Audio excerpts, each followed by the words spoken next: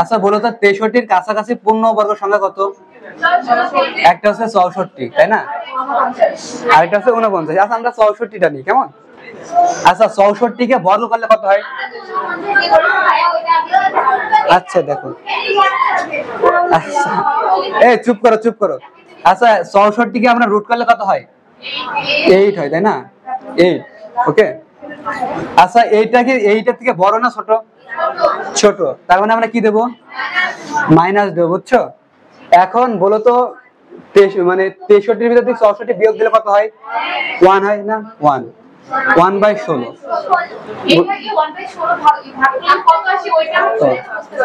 এখন এই ভাগটা কিভাবে করতে হয়? 16 কে 1, এখানে এটা কি বলতো, ছোট না বড়?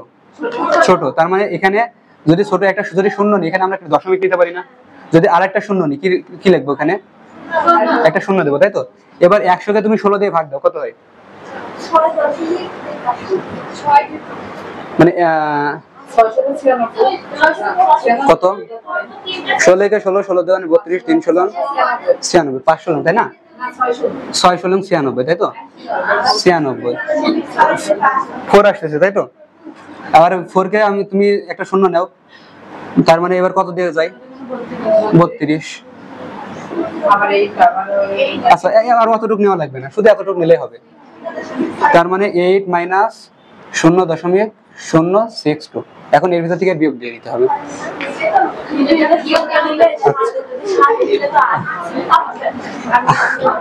আচ্ছা আচ্ছা শোনো শোনো, আমি একটা কথা বলি, তোমাদের দশমিকের বিয়োগ দশমিকের যোগ এর পরে আছে, বুঝছো? এগুলো আমরা ডিটেইলস শিখাবো তখন, বুঝাইতে পারছি? হ্যাঁ আচ্ছা এটা দেখাই।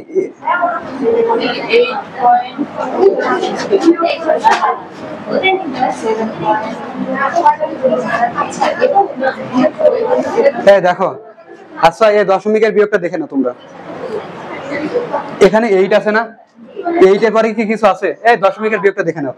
8 এর পরে কিছু আছে, তার মানে দশমিক দিয়ে আমরা যদি শূন্য নিই, কোনো প্রবলেম আছে? প্রবলেম নাই। আর এখানে 0.062, তাই না? এবার একে বিয়োগ দেবো, বলো তো শূন্যের ভিতর থেকে 2 বিয়োগ দিলে কত হয়? 8। হাতে পড়ে 1, এটা কত? 7। 10-এর ভিতর থেকে 7 বাদ দিলে কত হয়? 3। হাতে পড়ে 1, সে একটা এর ভিতরে গেল কত হলো? 9, তাই না? 7.93938। বুঝাইতে পারছো দশমিকের বিয়োগটা? বুঝছো? আচ্ছা 49 দিয়ে করলে কত হচ্ছে? 8 হচ্ছে, তাই না?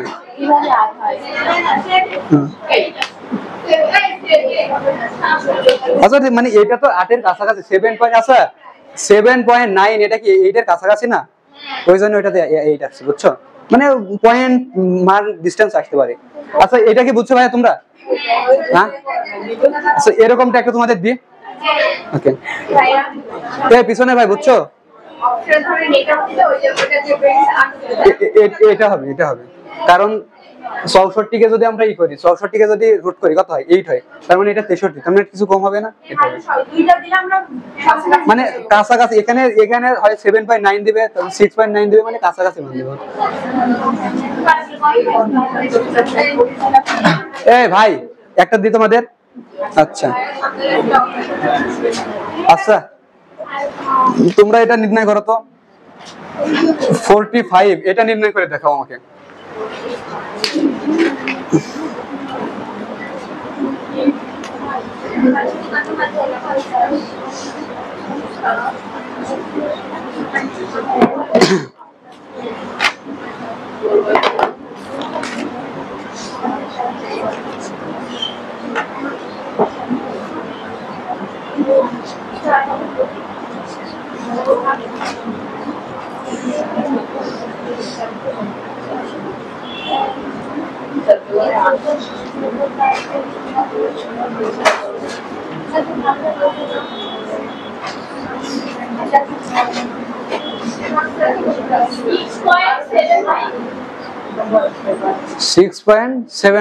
Very good. তোমাদের কত আসছে? 6.75, তাই তো? আচ্ছা আচ্ছা তোমাদের আরেকটা দেবো আমি।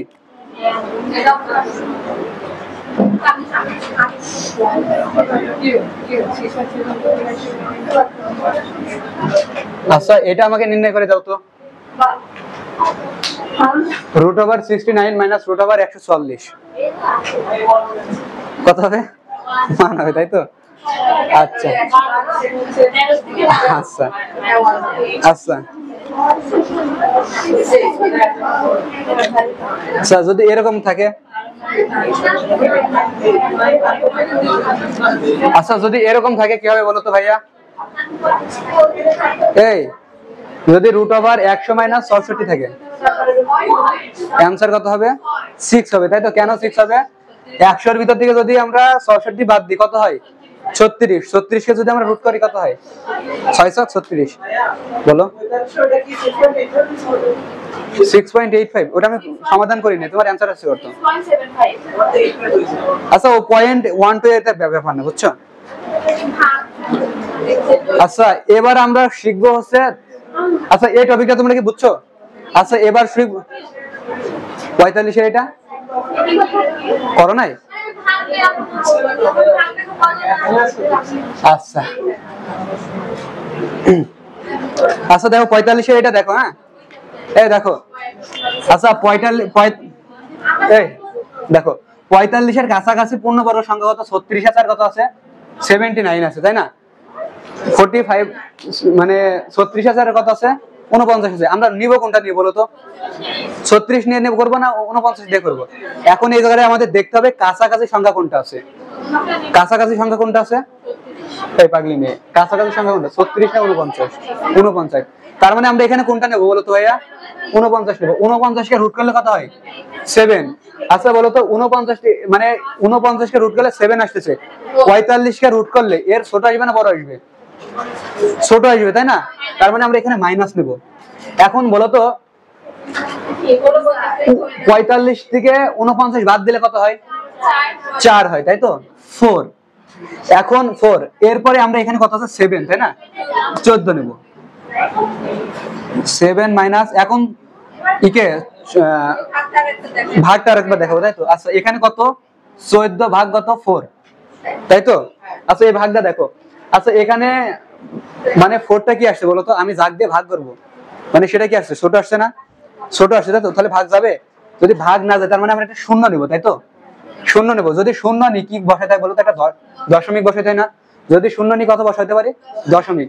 এখন বলো তো 14 কে এবার 40 দেওয়া যায় না? ভাগ যায় না? কত দেয় বলো তো?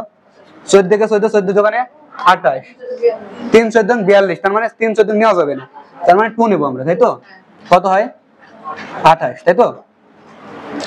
আচ্ছা 2 আর কত হয়? 1। এবার আমরা আরেকটা শূন্য নিতে পারি না? শূন্য নিতে পারি। এবার মানে 14 কে 120 কতবার যায়? কতবার যায়? 3 বার যায়।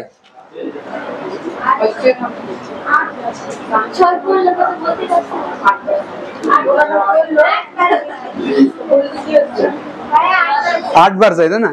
8 বার গেলে কত হয়? 112। আমরা 8 বার নেব, তাহলে 100 কত হয়? 112, তাই তো? আচ্ছা তার মানে 8 আসছে। আচ্ছা আমরা অত দশমিক নেওয়ার দরকার নেই, 2 ঘর নিলেই হয় না, বুঝছো? আচ্ছা 7 মাইনাস আমরা বাদ দেবো কি? 0.28 বাদ দেবো, বুঝাইতে পারছি? এবার বলো তো 7 এর ভিতর থেকে 0.28 বাদ, এটা কি তোমরা দিতে পারবা?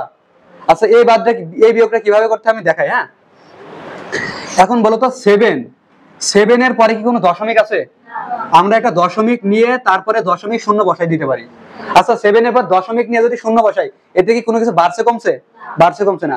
তারপরে আছে কত? 0.28, তাই না? এটা, তাই তো? এবার আমরা বিয়োগ করে দেব। এখন বলো তো এই যে শূন্যর ভিতর থেকে 8 বাদ দিলে কত হয়? 2, হাতে পড়ে 1, এ কত হয়ে গেল? 3, 10 এর ভিতর 7, হাতে পড়ে 1, 7 এর ভিতর থেকে 1 বাদ দিলে কত হয়? 6, তার মানে 6.72। বুঝছো ভাইয়া? ওকে। আচ্ছা আচ্ছা এই টপিকটা ক্লিয়ার?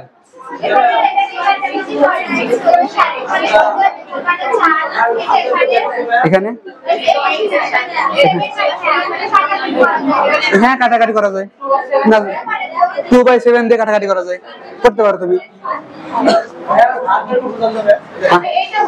এই ভাগটা, আচ্ছা এই ভাগটা তোমরা এখনো বোঝো নাই? আচ্ছা দেখো এখানে ভাগটা ছিল কি এরকম ছিল, এরকম ছিল তাই না? আমরা 4 কে কত দিয়ে ভাগ করছি? আচ্ছা আচ্ছা আচ্ছা দেখো এখানে কত ছিল? 14 ছিল তাই না? 14 কে ভাগ দিছি কত? 4 দিয়ে, তাই তো? আচ্ছা বলো তো 14 কে 4 দিয়ে ভাগ যায়? যায় না। তার মানে হ্যাঁ একটা শূন্য নিতে হবে। কি নিতে হবে? একটা শূন্য নিতে হবে। আচ্ছা বলো তো আমরা যদি একটা এক্সট্রা শূন্য নিই তাহলে কি বসাইতে পারি? দশমিক বসাইতে পারি তাই না? অর্থাৎ 0 পয়েন্ট কত নেব? এটা দশমিক নেব। বুঝছো? বুঝো না এটাও? এখানে দেখো এই যে 4 এর ভিতরে, এই 14 এর ভিতরে কি 4 ভাগ যায়? তাহলে আমরা একটা কি নেব? শূন্য নেব। বুঝছো? শূন্য নিতে হলে আমাদের কি লাগবে? একটা দশমিক লাগবে। এখন বলো তো এবার 40 এর ভিতরে 14 দিয়ে ভাগ যায় না? গুণ যায় না? তাহলে কত হয়? 14 দোকানে 28 আর 3 14 42। তার মানে বেশি হয়ে যাচ্ছে, 40 এর থেকে কি হয়ে যাচ্ছে? বেশি হয়ে যাচ্ছে। আমাদের বেশিটা কি নেওয়া যাবে? না নেওয়া যাবে না। তার মানে আমরা 2 দিয়ে ভাগ দেব। কত হয়? 28। বুঝছো? তার মানে কত বিয়োগ দিলে কত হয়? 2 1, তাই না? আচ্ছা বলো তো এবার এটা 14 হয়ে গেছে, এটা কত হয়েছে? 12। এটা কি ছোট হয় নাই? এবার আমরা ফের একটা শূন্য নেব। দশমিকের পরে যদি আমরা যতগুলো শূন্য নিই এখানে কোনো কিছু ডাজেন্ট ম্যাটার, শূন্য প্রয়োজন হবে না। বুঝছো? আচ্ছা এখন যদি 14 কে কত দিয়ে গুণ করবো আমরা? 8 দিয়ে না? না কত দিয়ে বললাম? 8 দিয়ে। 8 দিয়ে যদি গুণ করি, 14 কে যদি 8 দিয়ে গুণ করি কত হয়? 112 হয়। তার মানে 14 কে 8 দিয়ে গুণ করলে 100 কত হয়? 12। বুঝছো? এরকম এরপরে দশমিক চলে আসবে, দশমিক চলে আসবে। আমরা 2 ঘর পর্যন্ত নিলে আনাফ। বুঝাইতে পারছি ভাইয়া? টপিকটা ক্লিয়ার? আচ্ছা এবার আমরা করব দশমিকের বর্গমূল। ওকে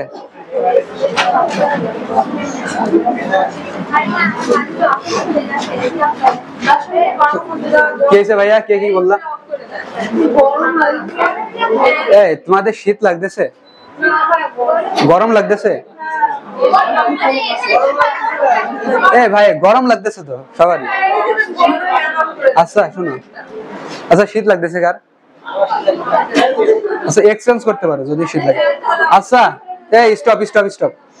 আচ্ছা আমরা এবার দশমিকের কি করব বলো তো? বর্গমূল নির্ণয় করব। এখন দশমিকের বর্গমূল জিনিসটা কি? টাইপ 3। বুঝছো? এটা কিন্তু ভেরি ইম্পর্টেন্ট। বুঝছো? এখান দিয়ে কিন্তু তোমাদের প্রশ্ন আসবে। আর স্টুডেন্টরা ভুল করে এই দশমিকের বর্গমূল নির্ণয় করতে যাই। ওকে আচ্ছা দেখো এখন আমি এরকম একটা দিলাম যে 0.0000000